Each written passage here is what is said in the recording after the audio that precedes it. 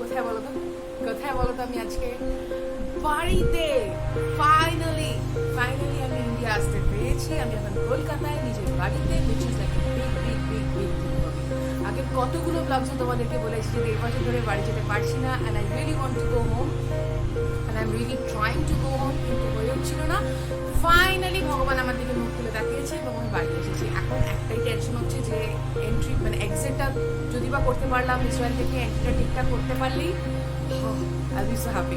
So আমাকে অনেকেই তোমরা জিজ্ঞাসা করেছিলে যে এর মধ্যে কিভাবে আমি ইন্ডিয়া এলাম।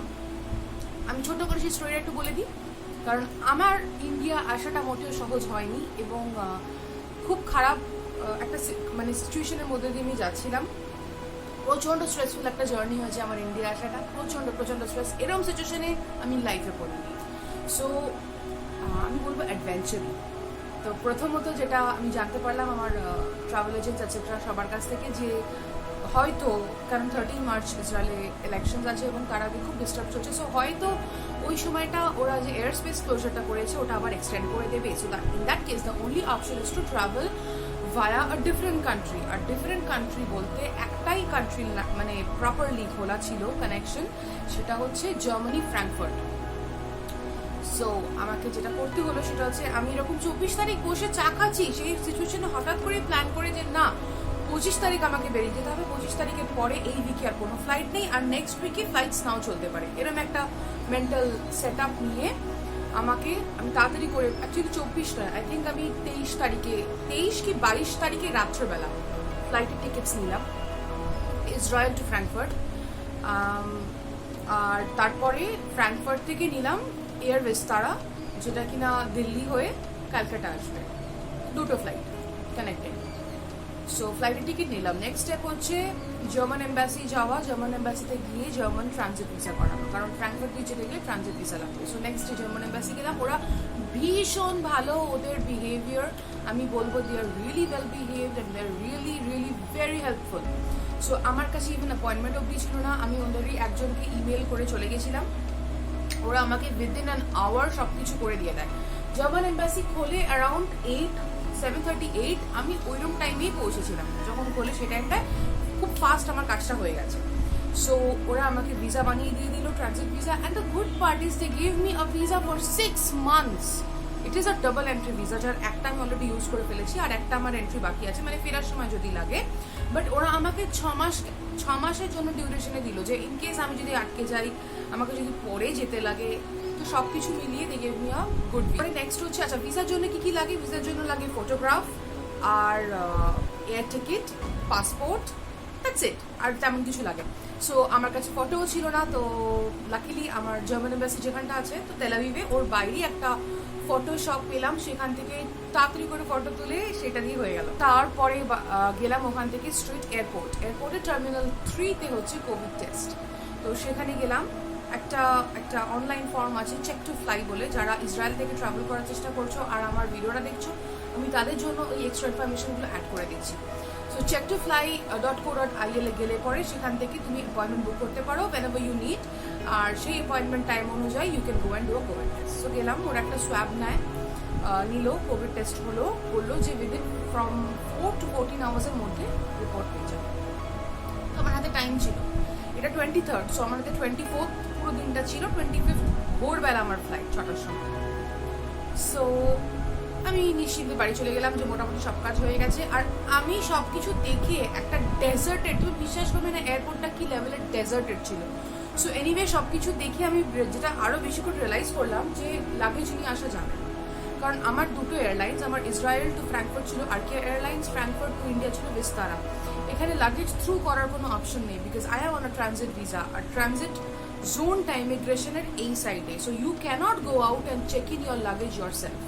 এটা আমি এয়ারপোর্টেও অনেক প্যাসেঞ্জার্সদেরকে দেখলাম সিকিউরিটির সঙ্গে কথা বলতে, বাট সিকিউরিটি কিছুতেই অ্যালাউ করলো না। This is not in the rule of the visa, ইন্টারনেটেও লেখা আছে। তো সেক্ষেত্রে you have to solely depend on the airline to check out your luggage from Arkia and check it in back into Vistara or Air India, whatever you're taking from Frankfurt. So যদি ওরা করে দেয় very good, যদি না করে দেন your luggage is lost. So এই রিস্কটা আমি এই করোনা কালে নিতে চাইলাম না, সেই কারণে আমি লাগেজ নিয়ে আমি জাস্ট একটা ব্যাকপ্যাক নিয়ে চলে এসেছি, that's it, only cable luggage. So আমি সবার জন্য দাদা কিনেছিলাম গিফটস, চকলেটস অ্যান্ড কিছু আনতে পারিনি, সব ওখানেই রয়ে গেছে। এনিওয়ে, সো ওখান থেকে তারপরে শুরু হলো আমার রিয়েল অ্যাডভেঞ্চার। কারণ সেই দিন সন্ধ্যেবেলা আমার মানে 23rd বলছি, 23rd দুপুরবেলা কোভিড টেস্ট করালাম, সন্ধ্যেবেলা আমার রিপোর্ট এলো positive. Yes, so I am fully vaccinated. আমার 2nd February ভ্যাকসিনেশন শেষ হয়েছে, তারপরে প্রায় 20 দিন হয়ে গেছে। So there are very less chances that I can be corona positive. আমার মধ্যে কোনো সিমটমস নেই, কিচ্ছু না।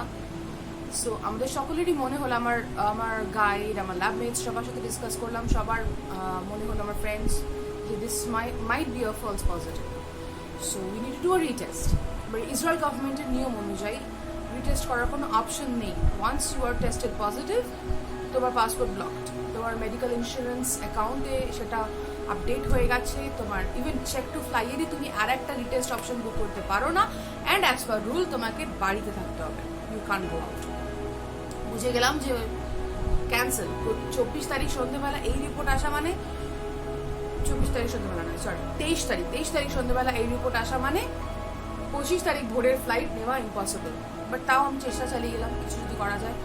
ক্লালিতে যোগাযোগ, ক্লালিতে আমাদের মেডিকেল ইন্স্যুরেন্স, যেটা আমরা কুপা কলিং বলি ওখানে, তো ওইটা আমার ক্লালিত, ওখানে যোগাযোগ করার চেষ্টা করলাম। ডক্টর, ওরা আমাকে বললো তোমার ডক্টর যদি কোনো এগ্রিমেন্ট বা অ্যাপয়েন্টমেন্ট দেয় যে হ্যাঁ you are eligible for another retest, then only you can get. আমার যে ফ্রেন্ডসরা, এখানকার ইসরায়েলি ফ্রেন্ডসরা, তারা আর একটা অ্যাপয়েন্টমেন্ট বুক করার চেষ্টা করলো, যারা কিনা বাড়িতে এসে সোয়াব নিয়ে যাবে উইদিন 2 আওয়ার্স। কেউ এলো না, দুপুর হয়ে গেল। দুপুর যখন হয়ে গেল তখন আমি বুঝলাম যে আর কিছু করার নেই। So then I cancel the Vistara ticket, যেটা কিনা Frankfurt to Delhi to Calcutta, আর I waited to cancel the Arkia which is from Israel to Frankfurt, কিন্তু আমার ট্রাভেল এজেন্ট বললো যে ওরা ওটার কোনো ক্যান্সেলেশন চার্জ দিচ্ছে না। সো ওটা ক্যান্সেল করা না করা একই ব্যাপার। সো ওটা ওরকম হোল্ডেই রয়ে গেল। আফটার দ্যাট যেটা অ্যাডভেঞ্চার স্টার্ট হলো, সেটা হচ্ছে আমি প্রথম ইনস্টিটিউটে ঠিকঠাকভাবে সব কিছু জানালাম, ওরা সমস্ত স্টেপস নিতে শুরু করলো, রিটেস্টের ব্যবস্থা করতে শুরু করলো, which is the normal slow way, যেটা 48 আওয়ার্স লাগে সবকিছু। সাডেনলি ওরা আমাকে একটা খবর দিল, there is this private company call lab to door in Israel.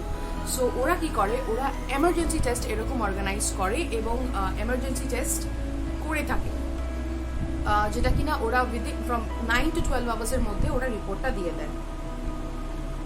যদি কারো 20 আওয়ার্সের মধ্যে লাগে তার জন্য আই থিঙ্ক 399 বা 400 শেকেলস মতন লাগে, আর যদি কারোর 9 to 12 আওয়ার্সের মধ্যে টেস্ট রিপোর্টটা লাগে দেন তাদের আই থিঙ্ক 1400 শেকেলস মতন পে করতে হয়, 1400 শেকেলস। সো আমি তখন ভেবে দেখলাম যে এখন অলরেডি বিকেল 4:30 বেজে গেছে, 24 তারিখ।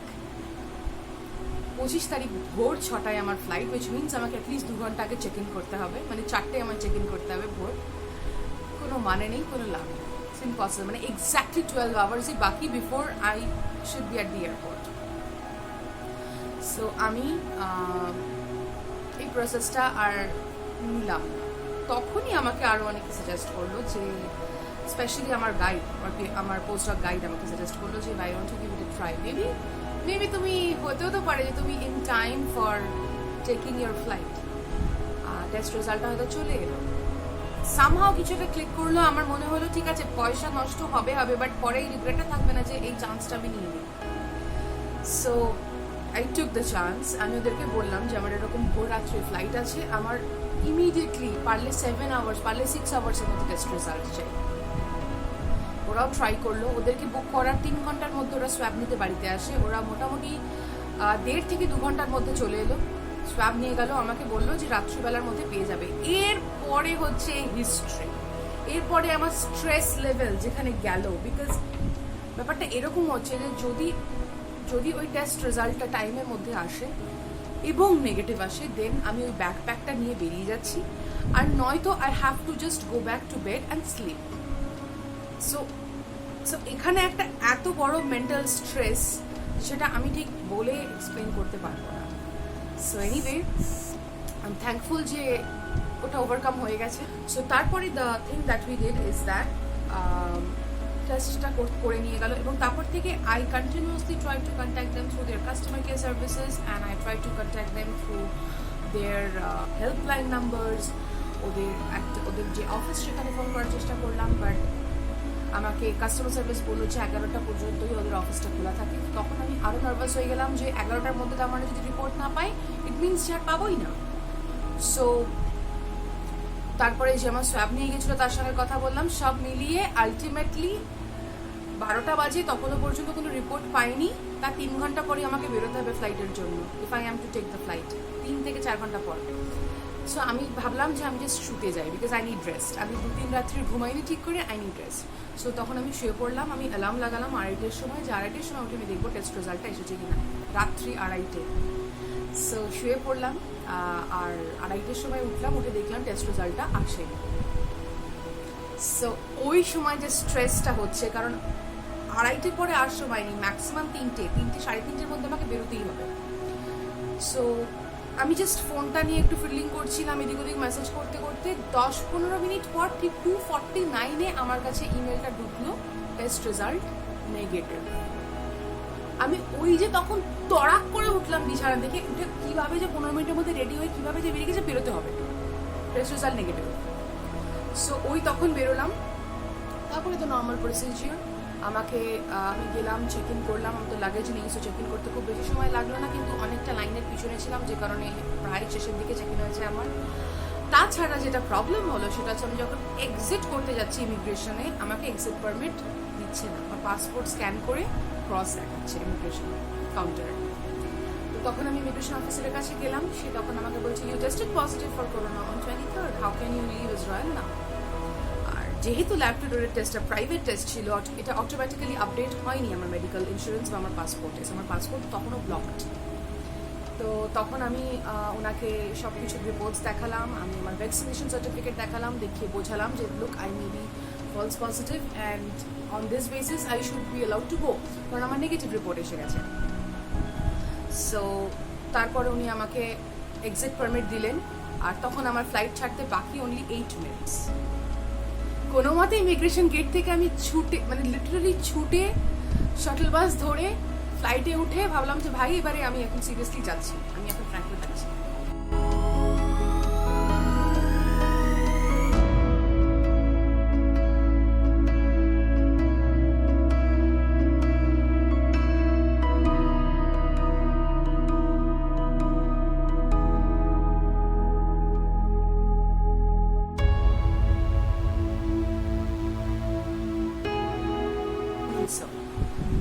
ফ্র্যাঙ্কফুর্টে পৌঁছার কোনো ঝামেলা হয়নি, ওখানে জাস্ট কোভিড রিপোর্টটা লেগেছে আর বাকি সব কিছু। আর ইসরায়েল থেকে বেরোনোর সময় একটা গভর্নমেন্টের ফর্মও ফিল আপ করতে হয় যে তুমি এক্সিট করছো ইসরায়েল, সেই সব ডকুমেন্টসগুলো আমার ঠিকঠাক ছিল।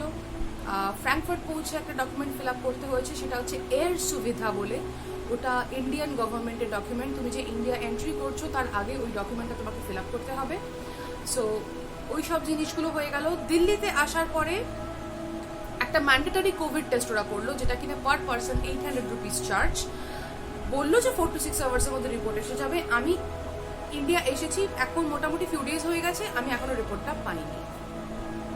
সো এনিওয়ে, তারপরে কোভিড টেস্টের পরে নেক্সট আমরা ইমিগ্রেশনস, দেন সিকিউরিটি, গ্রিন চ্যানেল, কাস্টমস সব কিছু করে তারপরে ফ্লাইটে ডোমেস্টিকের দিকে ট্রান্সফার হয়ে গেলাম। তারপরে ডোমেস্টিকের লাইনে থ্রু দিয়ে আবার ভিস্তারা, যেটা ক্যালকাটা, ওটা নিলাম, নিয়ে ক্যালকাটা এলাম। ক্যালকাটাতে কোনো চেক ইনের ব্যাপার নেই, কিচ্ছু নেই। আর যেহেতু আমার লাগেজও নেই, সো আমি জাস্ট লিটারালি ফ্লাইট থেকে বেরিয়ে, গেট থেকে বেরিয়ে গেলাম, ডান। তারপরে আমি ওখান থেকে বাড়ি চলে এলাম। So this was my adventurous journey. আর এটা আমি বলতে যতটা সহজ লাগে, জিনিসটা এক্সিকিউট করা ততটা সহজ ছিল না। It was extremely stressful, it seemed like a last chance. And আমি প্রচণ্ড স্টাবার্নভাবে এন্ড অব্দি এটাকে করে গেছি যে let's see what happens, let's see it till the end. আমি শুনছি এখন যে বর্ডার্স খুলবে, borders are going to open. So 8 March একটা এয়ার ইন্ডিয়া অপারেট করছে, সেটা হয়তো অপারেট করবে। অ্যাকচুয়ালি ওই সময় আমার কাছে নিউজ ছিল যে অ্যাটলিস্ট টিল 15th মার্চ কোনো ফ্লাইটস চলবে না হয়তো। সো যে কারণে আমার জন্য আরও বেশি ইম্পর্টেন্ট ছিল আগেই বেরিয়ে যাওয়া, by hook or by crook. Secondly, আমি তোমাদের বলেছিলাম যে আগের ব্লগটাতে যে আমার ভাইয়ের বিয়ে, আর আমরা সবাই একসাথে বড় হয়েছি। সো ওর পুরো বিয়েটাই আমার মিস হয়ে গেছে। But the good thing about big fat Indian weddings is that, মোটামুটি 1-1.5 সপ্তাহ ধরে ওয়েডিংটা চলতে থাকে, সো যে কারণে অ্যাটলিস্ট একটা অনুষ্ঠান তো অ্যাটেন্ড হয়েই যায়। তো ফাইনালি ওর লাস্ট ওর কলকাতাতে সে 2টো রিসেপশন হয়েছে। তো প্রথম রিসেপশনটা যেদিন হয়েছে সেদিন আমি ফ্লাইটে 25th, আর সেকেন্ড রিসেপশনটা হয়েছে 28th-এ। সো 28th-এ ওর রিসেপশনটা আমি ছিলাম, আমি খুব এনজয় করেছি, এবং মানে মোটামুটি ওর যে বাকি বিয়েটা আমি থাকতে পারিনি সেটার দুঃখটা কিছুটা গুজেছে।